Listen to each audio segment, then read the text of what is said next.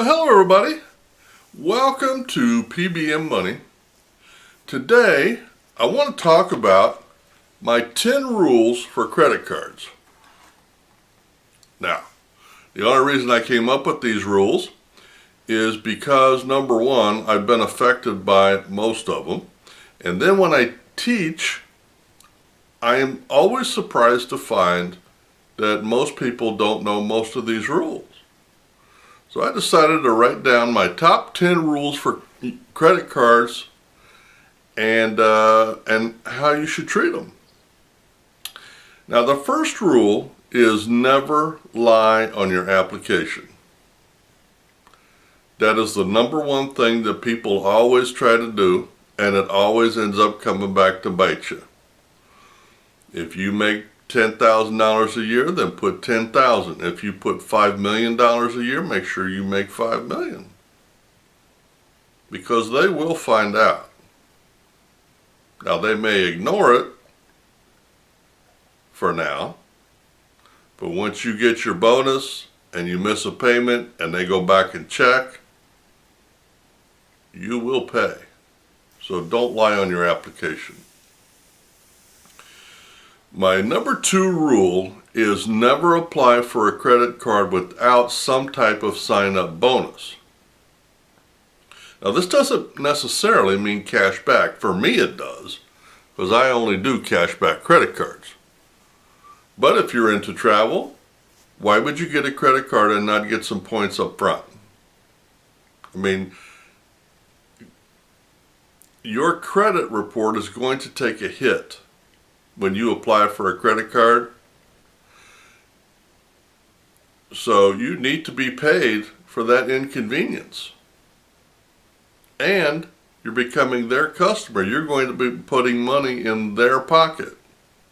So don't ever get a credit card without some type of a sign-up bonus.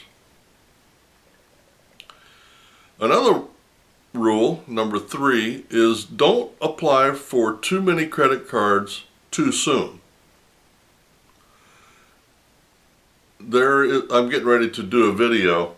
I mean, I think every finance person has done one on the 5 parts to your credit bureau. But one of them is the number of inquiries. If you have too many inquiries, number one, it takes your score down, not much, but a little. But the big thing it does is it tells the people that come after, hey, this guy is scrambling around trying to get as much credit as he can, as quick as he can. That doesn't sound like a good bet to us. So it'll hurt you. To me, the recommended number is probably 2 or 3 a year. And that's assuming that your credit is sound, your score is medium to high. If it's below those standards, 1 or 2 maximum a year, I think you're safe. Credit card rule number 4 is when you get a credit card that has a sign-up bonus, make sure you can hit the spend. And I'll give you a quick example. The girl that I was teaching went out and got a credit card that I didn't know about. Good credit card, and I think she got 100,000, 110,000 points, travel points, for signing up. And then when I asked her about it, she said, well, all I got to do is get $1,000 in 3 months. I thought, oh, okay. Now, mind you, she makes mid-20s, okay? 25,000 a year. I don't even know what it is. But then I asked her a follow-up a couple of months later because she said she had to reach a spend on her credit card.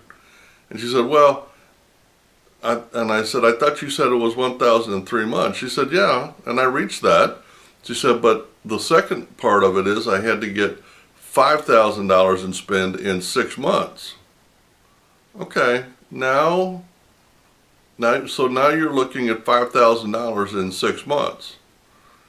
Make sure you can hit the spend. And I've asked her several times, and she says, oh yeah, I'm going to hit it, no problem. Well, I mean, that's fine.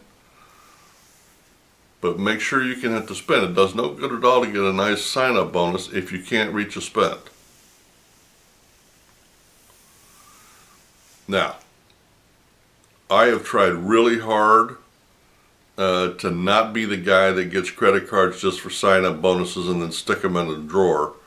But it has worked out to where I have got, I don't know, 4 or 5 credit cards sitting in a drawer because I found ones that are better than that. As an example, my Discover, Wells Fargo, and Unlimited Flex, those are all 1.5% cash back. My double cash back is better. So now I really have no purpose for those other than the rotating 5% categories, and I've got cards that can beat those day in and day out, so I don't really fool with most of those. So anyway, my point is, as much as I have tried, I still have 4 or 5 credit cards sitting in a drawer, and rule number 5 is make sure you use every credit card at least twice a year. And I'll tell you how I do it. I lay them out on my desk, and each week I make one purchase for me and my boss at work. I buy us breakfast. So each Saturday I take one credit card and I lay them a certain way. And so that Saturday morning I'll take it to work, use it at the restaurant. It's only $7-8. When I bring it home, I set it back in the drawer.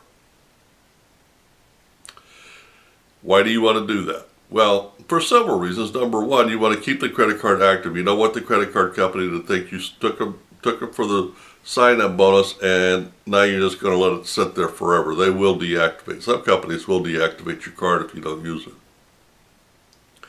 And number two, your credit rating is determined one of the ways, and this is a hidden way that nobody really understands that much, is by the number of pays that is on your credit report.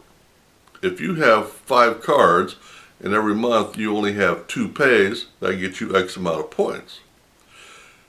But if in the months that you have 5 credit cards and you have 5 pays, that adds a little bit more weight to your credit bureau. So there's 2 reasons to do that, but make sure you use each one of your credit cards at least twice a year. And it doesn't have to be much. A cup of coffee, breakfast at Burger King, whatever. But each card twice a year. Now for me, and this is my next rule, rule number 6, is make sure you carry your top 3 cards on you. Now, if your lifestyle is more hectic than mine, you might need to carry 4 or 5. But I'll tell you why I carry 3. My top one is, well, the top 2 cards are for specified categories: groceries, gas, dining. They're the highest percentage cards I have found, and that's what I use them most for. My third card is my fallback card, and that would be my city double cash. So no matter where I'm at, no matter what store I'm at, no matter what I'm buying, I'm going to get a minimum of 2% back. So every credit card purchase I make, day in and day out, I make money. And you can only do that if you're carrying your cards with you. So make sure you carry your credit cards, your top 3 with you anyway. Number 7 is what I mentioned a second ago, have a fallback card. And that means so that you can use that credit card for any category, at any time, any amount, and you're going to get cash back. Otherwise, why would you even have a credit card? It's like carrying a debit card. What purpose does it serve? Rule number 8. Make sure you have specialty cards. I can't tell you how many people I have seen use credit cards that use the same credit card when they dine, same credit card when they use gas, and most of the time those people are just using regular credit cards. There's no cash back to them. If you're going to do cash back, or if you're going to do travel, make sure you've got the top 3 specialty cards so that every purchase you get is going towards your goal of either cash or travel. To me, that would be like, if you don't do that, that would be like having the American Express, where you can get 6% cash back on your groceries, and then you go to the grocery store and use your debit card. And people do that. So get rid of your debit cards and carry at least 2 or 3 specialty credit cards. Rule number 9, this one's going to surprise you, I think. But I have been trying to use authorized users on my cards, and they're all my daughter.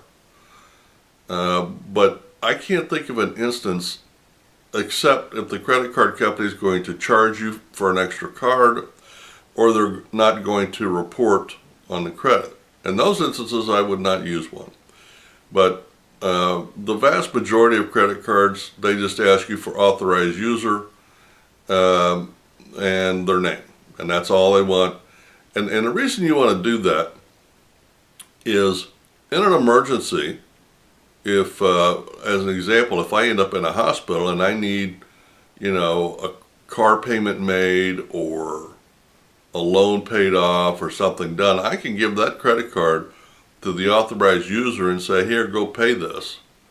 And in my case, it's building her credit, and it's doing its job. She's getting all kinds of credit card offers in the mail. So, but it's a winner, and I would do that. And even if you don't want them to know or want them to have a credit card, I would use one anyway and just throw the card out, because it will help their credit.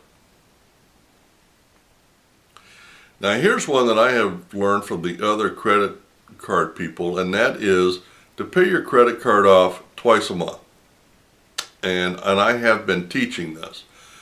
The first time I would go halfway through the cycle, call the company, make a payment from your checking account, and just whatever it is, pay it off.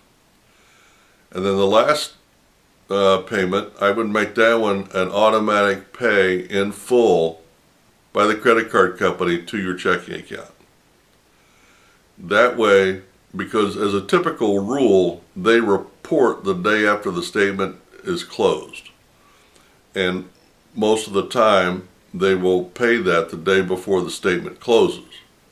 So the chances are, if you have it paid in full the day before the statement closes, when they report to the credit bureau, you will have a zero balance, and that's the goal. That's another part of your credit bureau that is important, your utilization. And the lower you keep that, the higher your score. Well, that's about all I wanted to talk about today. That is called the 10 Basic Rules for Credit Cards. And I want to run through those really again. I can tell I've gone long, but I want to run through these again because I think they're really important. Do not lie on your application. Do not apply without a sign-up bonus. Don't apply for too many cards too soon. Make sure you can reach your spend. Number 5 is use every card at least twice a year. Number 6, have the top 3 credit cards that you're going to use on a regular basis on your person. Number 7, have a fallback card that you can use anytime, any place, anywhere. Number 8, always have 2 to 3 specialty cards that you can maximize your cash back. Number 9, try to use an authorized user on most of your credit cards. Even if you don't want them to have it, you can throw the card away, but try to use them. And then number 10, to increase your credit rating, pay off your bill twice a month. Well, you guys have a great day, a great week, and happy investing.